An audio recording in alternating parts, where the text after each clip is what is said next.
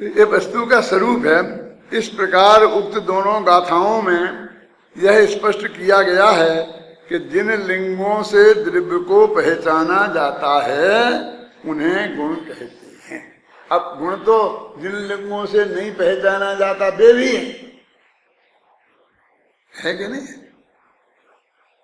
अब उस बात का यहां नहीं लिखा, इसलिए मैंने इसको उल्टा करके बताया कि वे गुण कि जिनसे आत्मा को पहचाना जाता है उन्हें लिंग कहते हैं। कहा था ना पीछे, क्योंकि माने बाकी गुण तो अनंत हैं, लेकिन लिंग माने चिन्ह।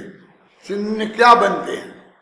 जब अपने स्त्री लिंग, पुल्लिंग, नपुंसक लिंग, ऐसे लिंग होते हैं, वे भी इसी अर्थ में है, चिन्ह। अपन वही तो देखते हैं कि लड़का है कि लड़की है, तो उससे ही देख के तो निर्णय करते हैं ना, उन चिन्हों से। इसलिए उन चिन्हों को भी इस अर्थ में भी लिंग कहते हैं। अब धीरे धीरे वो गंदा शब्द लगने लग गया लोगों को। वो तो पहचान का चिन्ह है, किसी भी चीज का, हर चीज पहचान का चिन्ह होती है। तो समझ लो कि उसमें बच्ची है कि बच्चा है, लड़का है या लड़की है, ये जानने की पहचान का चिन्ह ये है। अब ये त्रिंश है कि मनुष्य है, इसके लिए तो वो चिन्ह काम नहीं आएगा। और बातें हैं कि जैन है कि अजैन है, इसके लिए तो वो चिन्ह काम नहीं आएगा। अब इसमें ऐसा ही प्रयोग है भाषा का। कैसा? कि वे चिन्ह गुण है, लिखा ना, जिनसे द्रव्यों को पहचाना जाता है उन्हें गुण कहते हैं। यद्यपि ये गुण अपने आश्रय भूत द्रव्य के साथ तन्मय हैं। ये बात वो बता रहे हैं, तन्मय माने वही तद्भाव और अतद्भाव। तन्मय की सबसे ज्यादा दुर्गति होती है। तो मैं इसे समझाते समझाते बहुत परेशान रहता हूँ, हमेशा इसको कहता रहता हूँ। तन्मय का अर्थ लोग उपयोग की एकाग्रता करते हैं, मैं तो बिल्कुल तन्मय हो जाता हूँ उसमें जब प्रवचन सुनता हूँ। तो तन्मय करते ना, अरे भैया वो अर्थ नहीं है, वो तो एकाध जगह होगा, नहीं है ये भी नहीं कह सकते ना, क्योंकि वो है ना अर्थ, वो भी है एक अर्थ। अब तन्मय का सीधा सच्चा अर्थ है तदमय। तद का तन हो गया ना, कैसे हो गया? ताका। ये सब भैया कहन लोग बैठे हैं, लक्ष्य सिद्धांत को हम भी पढ़े हैं ना, तो आधे भैया कहन हो जाते हैं सब। तो तत् का ता है ना दूसरा, वो आधा है, और आगे क्या है? मैं। तो मां जैद जिसका आगे जो अक्षर होगा उसका पांचवा अक्षर हो जाता है। ता था दा धा ना, है ना, तो इसलिए वो तद का ता का ना हो गया, तन्मय हो गया बस। माने वास्तव में तो तदमय है वो, संधि विच्छेद करें तो तदमय है। वो तद माने उस वह, और उसमय माने उसमय हो जाना। आत्मा ज्ञानमय है, आप समझिए ना। तो ये अर्थ है जो आता है ना उसमें प्रवचन परमात्म प्रकाश में, कि पर को तन्मय होके नहीं जानता, इसलिए उसको व्यवहार कहते हैं। तो उनने तो सीधा सच्चा अर्थ है कि व्यवहार माने नहीं जानने के अर्थ में नहीं किया। नहीं जानते हैं और जानते हैं ऐसा कह दिया, इसलिए वो व्यवहार नहीं है शांति की। तो फिर समस्या खड़ी होती है, व्यवहार तो असत्यार्थ होता है। तो कहते हैं ऐसा हर जगह ऐसा नहीं होता है। हर जगह आपको बताना पड़ेगा कि वो व्यवहार किस अर्थ में कहा है। तो कहेंगे कि वो तन्मय होके, वो ऐसी मान्यता नहीं है उसकी कि ये मैं हूं। तन्मय माने उस रूप होना, ऐसी मान्यता नहीं है और जानते हैं। और आत्मा में ऐसी मान्यता है कि मैं इसमय हूं और जानते हैं। तो आत्मा को तन्मय होके जानते हैं और उनको तन्मय होके नहीं जानते हैं, इसलिए उसे व्यवहार का। तो कहते व्यवहार का हेतु तो सिर्फ तन्मय होके नहीं जानना है, और तूने नहीं जानना अर्थ कर दिया, क्योंकि व्यवहार असत्यार्थ है। घड़े घड़े घी के घड़े के समान है, फलाने के समान है, फलाने के समान है। व्यवहार का हेतु उन्होंने बताया। ऐसे और जब बताएंगे कई जगह भाई यहाँ इस हेतु से व्यवहार कहते हैं, इस हेतु से व्यवहार कहते हैं। अपन होते हैं ना, जैसे किसी को भी मामा बोलते हैं तो उसकी अपेक्षा बतानी पड़ती ना कि मेरे दोस्त का मामा है, इसलिए इसे मैं भी मामा बोलता हूँ। तो ये लोग समझ जाते हैं, कोई विकल्प नहीं करते हैं। फिर कभी ये कि मेरे मामा का दोस्त है, इसलिए मामा। ऐसा होता, दोनों ही चलते ना। दोस्त के मामा को भी मामा कहते हैं और मामा के दोस्त को भी मामा कहते हैं।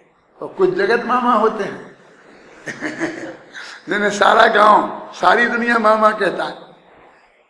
क्यों? तो अभी इनको आप मामा क्यों कहते हैं? ये तो मुसलमान, आप हिंदू, आप जैन, अजैन, मामा कैसे कहते हैं आप इन्हें? तो वो अपेक्षा बता देता है तो हमारी संतोष हो जाता है कि नहीं? फिर हम कोई प्रश्न नहीं करते कि है क्या नहीं है। उसकी जो असली बात है वो हमारे ख्याल में आ जाती है। नहीं है वाली शर्त तो पूरी हो ही गई ना। जो हमने वो अपेक्षा बताई तो हमारा ये मामा नहीं है, ये बात भी साथ में आ गई कि नहीं आ गई? अभी इस जगत में ये सारा व्यवहार इतना चलता है, आप इसे क्या रोक सकते हैं? अरे उसको आप उनको तो रोक ही नहीं सकते, बेलोग प्रयोग करेंगे तो। लेकिन आप भी बिना प्रयोग नहीं रह सकते। यदि उनसे बात करना है तो आपको उसी भाषा में बात करनी पड़ेगी। यहाँ से वो जिसे मामा मामा सब कहते हैं, यहाँ से मामा चल जाओगे तो वो देखेगा आपकी तरफ और उसे मामा नहीं कहोगे, ख्याल में आई ना, और नाम लोगे तो कोई नहीं बताएगा आपको। आपको भी ऐसा पाला नहीं पड़ा। शांति जी, मैं अशोकनगर में रहता था तो सब गांव वाले में प्रवचन करता था, पाठशाला पढ़ाता था, इसलिए मुझे पंडित जी कहते थे। और स्कूल में जाके पढ़ाता था संस्कृत हिंदी, तो वहाँ मुझे शास्त्री जी कहते थे, क्योंकि मैं हुकुमचंद शास्त्री लिखता हूँ आज भी, तो शास्त्री लिखता था, सब मुझे शास्त्री जी कहते थे। सारे गांव में आधे से ज्यादा लोग यद्यपि सब जानते थे लेकिन मेरा नाम नहीं जानते। किसी ने मुझे नाम लेके पुकारा ही नहीं। मेरी माँ ने मेरा आज तक नाम नहीं लिया, बाप ने नाम नहीं लिया। तो मेरे गांव के लोग आए और उनने मेरा नाम लेके पूछा। 2 घंटे चक्कर काटते रहे बारे बाजार में, सब लोगों में, जैनियों में, अजैनियों में, मंदिर में हैं। कभी हमारे यहाँ के एक हुकुमचंद हैं तो भी उनसे हमें मिलना है और वो भी हमें लेंगे। हमारे यहाँ कोई हुकुमचंद नहीं, यहाँ कोई हुकुमचंद नहीं, सब ने मना कर दिया। अब माथा पकड़े बैठे थे तो किसी ने पूछा कि तुम्हारे हुकुमचंद करते क्या है? क्या करते क्या है ये बताओ तुम। तो उन्होंने कहा कि भाई मास्टर हैं। अच्छा, और क्या करते हैं? कि मंदिर में प्रवचन करते हैं। अच्छा, पंडित जी की बात कर रहे हैं? तो फटाफट लेके वो मेरे घर आ गए। देखो ऐसा समझ गए ना, इन्हें मेरे असली नाम जो माँ बाप ने रखा था तो कोई नहीं जानता। मेरा एक छोटा भाई था 10-11 वर्ष पहले, अभी स्वर्गवास हो गया ना, तो वो हमारे यहाँ वैसे तो दादा पिताजी के पिताजी को बोलते हैं, लेकिन बड़े भाई को भी दादा बोलते हैं। बुंदेलखंड के लोग जानते हो, तो वो हमको दादा बोलता था क्योंकि हम दोनों बड़े भाई थे। तो उन्हें बड़े दादा बोलता था, मेरे को छोटे दादा बोलता था। बस इतनी सी मूड है। फिर जब वो बोलता था तो सुन के बच्चे भी बोलने लग गए। बच्चे बोलने लग गए तो तुम विद्यार्थी बोलने लग गए। विद्यार्थी बोलने लग गए तो सारा गांव बोलने लग गया। सारा गांव बोलने लग गया तो अमेरिका बोलने लग गया। अब अमेरिका में भी जाता हूं तो दादा के नाम से सब पहचानते हैं। आप समझे ना। अब यहाँ आकर के वहां पूछे कोई आदमी कि हुकुमचंद यहाँ रहते हैं तो नहीं बताएगा, वो कहे दादा, हाँ हाँ पीछे चले जा। ऐसा हो जाता कि नहीं? मैं ये बात काय के लिए बता रहा हूँ, इसलिए बता रहा हूँ कि ये जगत का व्यवहार है, आप चाहे जितना सत्यार्थ मान लेना, लेकिन उसके बिना आप अपना काम भी नहीं चला पाएंगे। आपको भी उसी व्यवहार के अनुसार प्रवृत्ति करनी पड़ेगी, और उसी समय ये भी जानना पड़ेगा कि ये असत्यार्थ है, और इसे कहा है उसकी अपेक्षा क्या है, ये भी जानना पड़ेगा। अब अपेक्षा क्या है तो अपन लौकिक दृष्टि से ही बता सकते हैं, भाई ये हमारे मामा का दोस्त है इसलिए मामा कह दी, ऐसा भी बता सकते हैं। लेकिन अभी शास्त्रों ने ऐसे कितने कहाँ तक चलाओगे काम, तो उन्होंने बता दिया कि नए होते हैं, 4 प्रकार के व्यवहार होते हैं, तो व्यवहार में ऐसे है, इस व्यवहार में ऐसे है, तो उससे क्या हमारा काम चलेगा, बस कह देंगे व्यवहार में ऐसे ऐसा है? यदि नहीं आएंगे नहीं बीच में, अब सब अच्छा अध्ययन कर लोगे तो भी नहीं आएंगे, तो फिर हमारे पास एक उपाय और है, क्या है गुरु? किसी अपेक्षा चलेगा,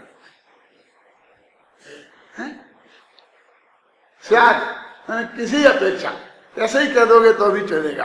कि उससे क्या ज्ञान होगा कैलाशन जी, कि ये बात निरपेक्ष सत्य नहीं है, एक किसी अपेक्षा कही जा रही है, हमें वो अपेक्षा समझना चाहिए और उस अपेक्षा से इसका निर्णय करना चाहिए। देखो इस प्रकार उक्त दोनों गाथाओं में यह स्पष्ट किया गया है कि जिन लोगों से द्रव्यों की पहचाना जाता है उन्हें गुण कहते हैं। यद्यपि ये गुण अपने आश्रयभूत द्रव्य के साथ तन्मय हैं, इसका अर्थ करने लग गए थे अपन, तथापि उनमें परस्पर अतद्भाव है। तन्मय है माने तद्भाव है, और अतद्भाव है माने तद्भाव नहीं है, है ना। जिन वस्तुओं के प्रदेश भिन्न भिन्न होते हैं उनमें अत्यंता भाव, और जिनके प्रदेश अभिन्न होते हैं उनमें अतद्भाव होता है। ये सामान्य बात है, हर एक को जानना चाहिए, नहीं तो उसके अध्यात्म समझ में नहीं आएगा। यह बात द्रव्य सामान्य प्रज्ञापन अधिकार में विस्तार से स्पष्ट की जा चुकी है।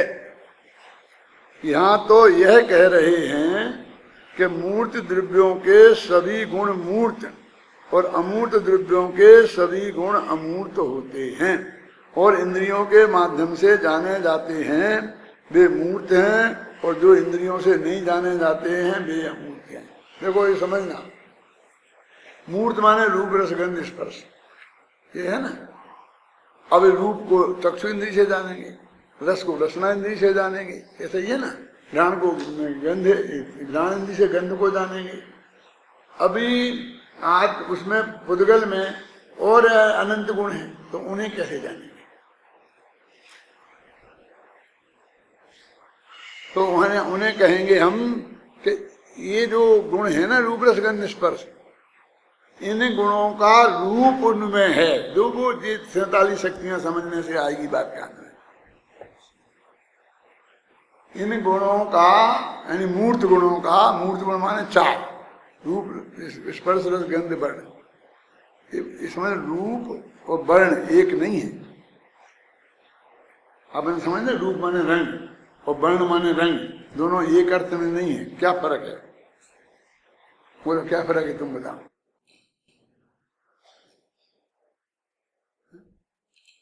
बोलो हैं?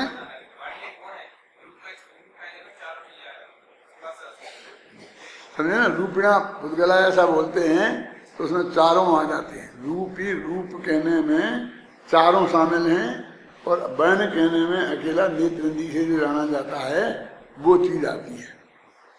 अब रूप रसगंध स्पर्श ऐसा बोल देते ना, तो अभी नहीं, वर्ण बोलना है, क्योंकि रूप तो चारों के समुदाय का नाम है। समझ में आ गया ना बात। अब ये अनंत गुण जो हैं वे सब रूपी हैं, क्योंकि रूप गुण का, रूप माने स्पर्श रसगंध वर्ण, समझ में ना, इन गुणों का रूप उनमें है। तो मूर्त द्रव्यों के सभी गुण मूर्त हैं। अब आया इसका अर्थ। और अमूर्त द्रव्यों के सभी गुण अमूर्त हैं।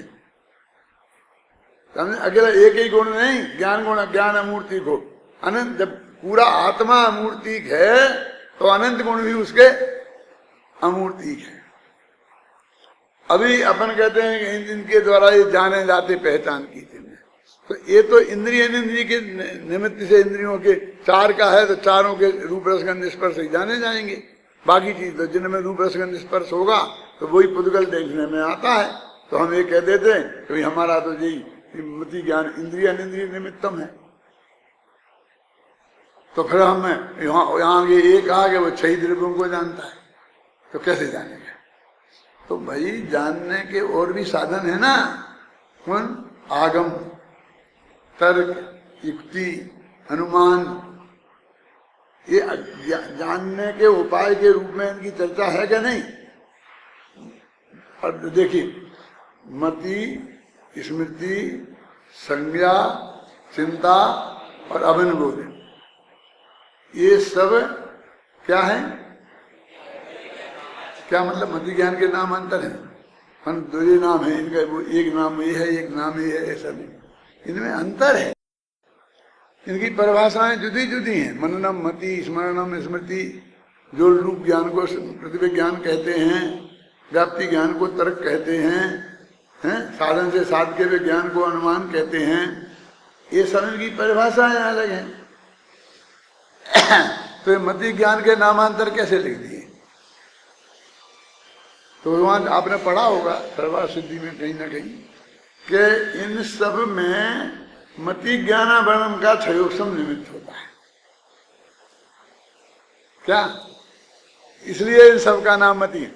यद्यपि परिभाषाएं अलग अलग हैं, इसलिए जो अलग अलग भी हैं, और मति ज्ञान के ही नामांतर हैं, ये जल पानी ऐसे नामांतर नहीं है, क्योंकि वो चीज अलग है।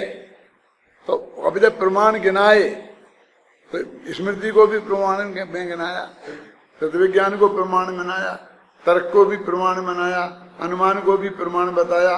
अनुमान को बताया तो उसमें सब आ गए पीछे, क्योंकि जब हम अध्ययनों से चर्चा करते हैं, बौद्धों से चर्चा करते हैं, तो फिर प्रत्यक्ष, अनुमान, आगम, अर्थापत्ति, कोई ऐसे नाम आते हैं कि नहीं कि वो उनमें आते हैं। तो ये कहते हैं अनुमान तर्क के बिना नहीं होगा, तर्क पृथ्वी ज्ञान के बिना नहीं होगा, पृथ्वी ज्ञान स्मृति के बिना नहीं होगा, और स्मृति प्रत्यक्ष के बिना नहीं होगी। ये तो सब पढ़ा होगा ना आप लोगों ने। तो इस तरीके से इन सब चीजों को हमें समझना पड़ेगा कि हमारा ज्ञान का साधन अकेले इंद्रियां नहीं है। कि मैंने अपनी आंख से देखा, मैंने अपनी आंख पे इतना क्या भरोसा करता है? ये जो यहां से तू देखता है ना, ये पहाड़ी है ना, तो इस पे जो पेड़ लगे हैं ना, वो गमले जैसे दिखते हैं, कितने से दिखते हैं, बड़े बड़े। वहां जाके पास में देखेगा तो तेरी जो ऊंचाई है उससे 10 गुनी ऊंचाई है उस पेड़ की। तो क्या तेरे इस आंख पे भरोसा करता है तू? यहां से जाता है ज्यों ज्यों त्यों त्यों वो बढ़ता जाता है, ज्यों ज्यों दूर रहता है छोटा होता जाता। तो ये तो एक समय भी ये ज्ञान रुकता नहीं, कितना है, क्यों? एक समय में बदलता है। इंद्रिय ज्ञान पे भरोसा कर रहा और आगम ज्ञान पे भरोसा नहीं करता, जो सर्वज्ञ की वाणी है। और बुद्धि से हम अनुमान से निर्णय करते हैं ना, उसमें अपना तर्क लगाते हैं, युक्ति लगाते हैं, पृथ्वी ज्ञान लगाते हैं, अनुभव, पुराना अनुभव लगाते हैं। आज सुबह एक अनुभव शब्द आया था, शांति जी काय में आया था, मेरे ख्याल प्रवचन में आया था, अनुभव। तो ये अनुभव माने गुरुदेव बता रहे, गुरुदेव के प्रवचन में आया था। क्या बता रहे थे गुरुदेव? किसने सुना? बोलो, बताओ। तुम लोग बुलवाते हो ना अंत में। अनुभव के बारे में गुरुदेव ने क्या कहा था?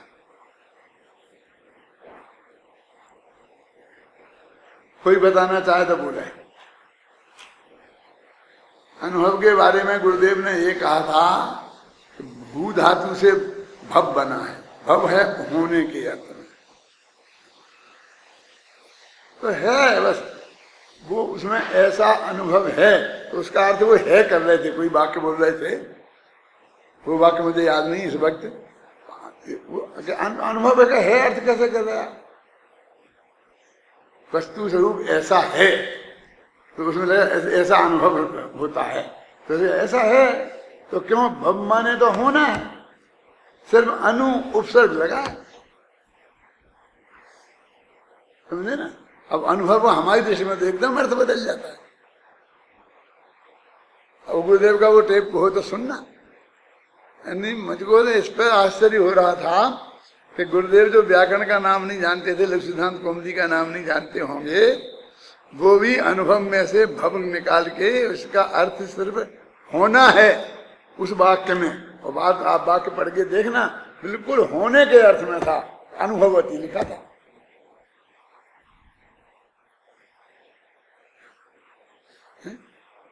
स्टडी कैसे की जाती है, कैसे मतलब वो दो व्यक्ति जिसने न्याय व्याकरण नहीं पढ़ा है, एक एक शब्द के पीछे कैसा पागल होता था, तब जाकर के ये रहस्य निकाल के हमको और आपको दे।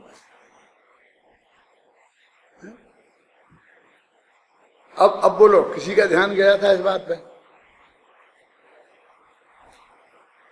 एक मुझे आज फिर प्रश्न खड़ा होता है कि उसने बोला था कि उपाध्याय वरिष्ठ का लड़का बताएगा क्या, वो करते हैं ना आपको।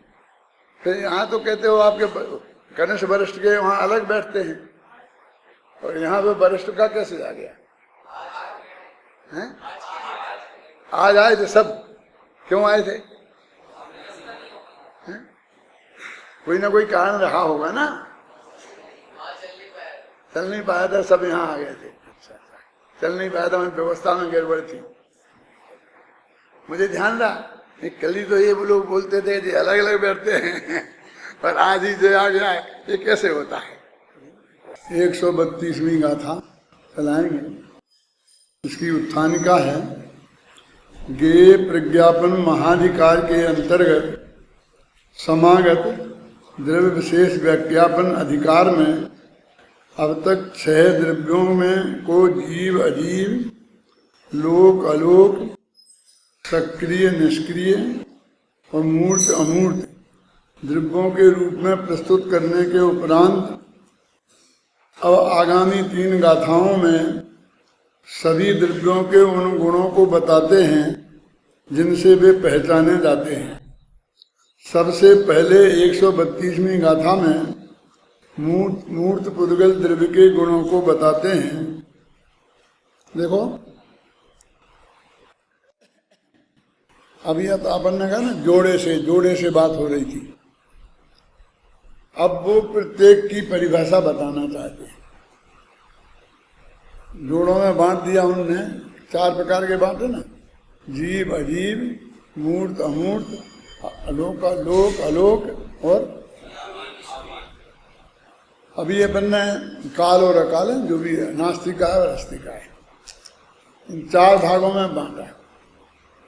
अपन जब इसकी बात कर रहे थे तो ऐसा बोलते थे कि जैसे अपन ने जीव अजीव की बात करी तो फिर पुद्गल अपुद्गल बोलो तो अटपटा लगता था। आचार्य देव ने उसके लिए मूर्त अमूर्त शब्द चुना, क्या तो वो उतना अटपटा नहीं लगता है। हम कहते थे आकाश के लिए आकाश अनाकाश ऐसा करें, लेकिन उन्होंने लोक और अलोक के जो भेद हैं उसको चुना।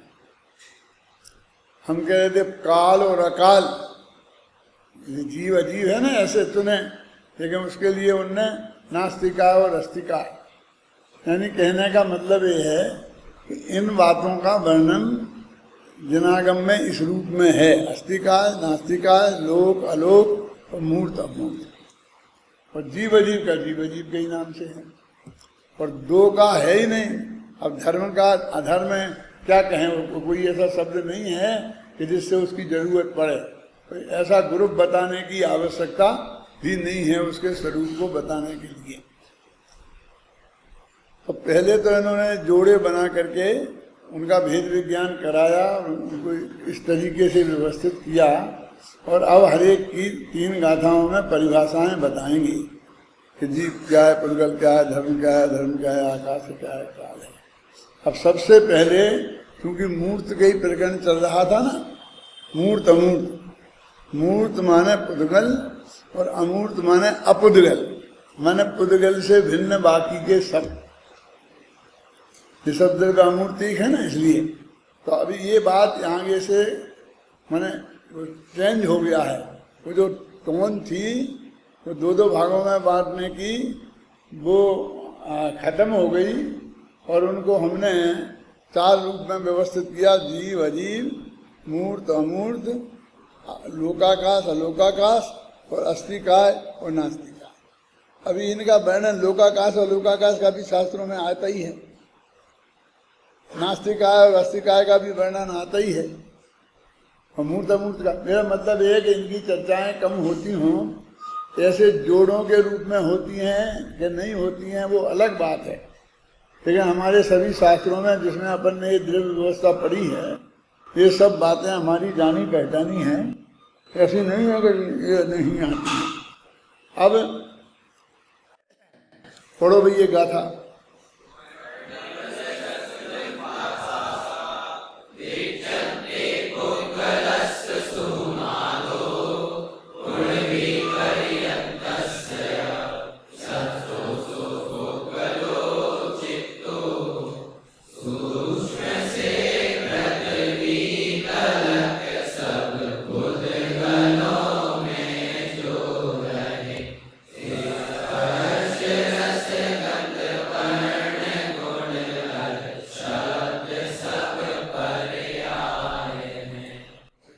सूक्ष्म से पृथ्वी तलक, सूक्ष्म माने परमाणु, परमाणु सूक्ष्म है ना, तो उसके बारे में जब इंद्रियों की बात आई थी, उग्गल इंद्रिय गेझा, इंद्रिय गेज, तो उन्होंने कहा था कि परमाणु इंद्रिय से ग्रहण नहीं होता है, इसलिए फिर उसे अमूर्तिक मानो।